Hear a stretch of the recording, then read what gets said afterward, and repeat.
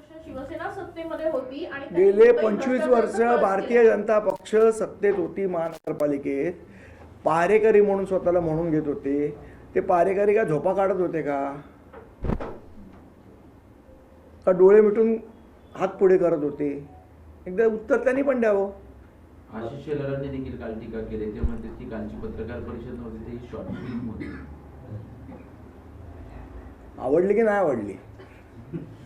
Censor झाले नाही म्हणतात त्या अजून.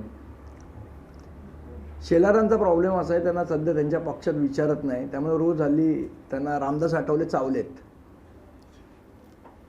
राज ठाकरे यांनी काल म्हटलं होतं की पोरं चोरणारी टोळी सध्या कार्यरत झाली. त्याच्यावर एकनाथ शिंदे असं म्हणतायत की जे स्वतःची पोरं सांभाळू शकत नाही ते महाराष्ट्र काय जर सांभाळणार? सत्तेतलेच लोक गुंडांसारखे चोरायला लागले तर काय करायचं?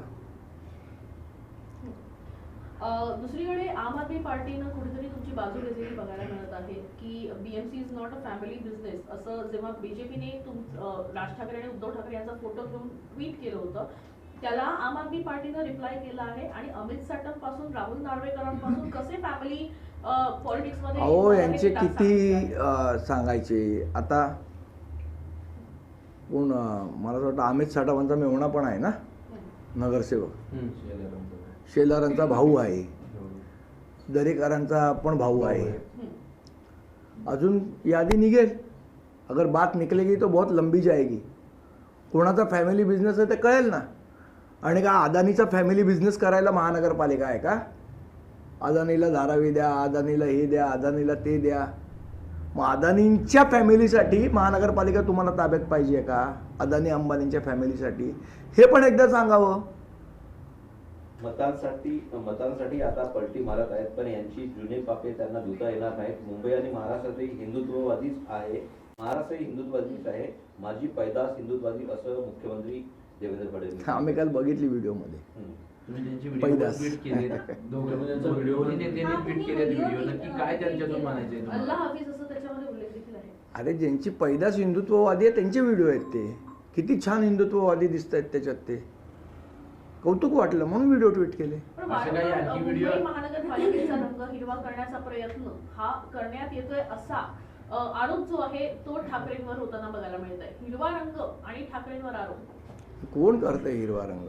यांच्या डोक्यातच हिरवा रंग भरलाय. कुरेशी, आशिष कुरेशी म्हणजे मुंबईला लागलेली बुरशी आहे.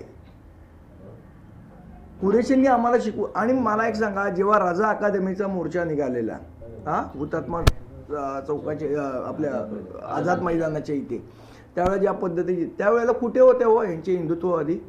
घरात सगळे शेपट्या घालून बसलेले. कोण आलं बाहेर? फडणवीस साहेब आले का आशिष कुरेशी आले? कोण आलं बाहेर? का अमित खान आले? कोण आलं कोण बाहेर? त्यामुळे ह्यांनी आम्हाला हिंदुत्व वगैरे शिकवू नये. तुम्ही काल व्हिडिओ ट्विट केलात आणि राज ठाकरे देखील म्हणतात की माझ्याकडे देखील असे खूप व्हिडिओ आहेत. नक्की काय त्या व्हिडिओच्या माध्यमातून तुम्हाला त्या वाक्याचा अर्थ पण काय घ्यायचा? नाही, मला असं वाटतं येणाऱ्या दिवसात कळेल. आणि आता हे व्हिडिओचं लावले तो व्हिडिओ पुन्हा सुरू होणार आहे. येणाऱ्या दिवसात मला असं वाटतं याची सगळ्याची उत्तरं मिळतील. अभी तो सुरुवात आहे. शिवसेनेला 4 कारकून आणि बडवे यांनी घेरले होते, त्यामुळे हे कारकून आणि बडवे कोण यांचे उत्तर राज ठाकरेंनी अगोदर द्यावं असं आशिष शेलार काल म्हणाले.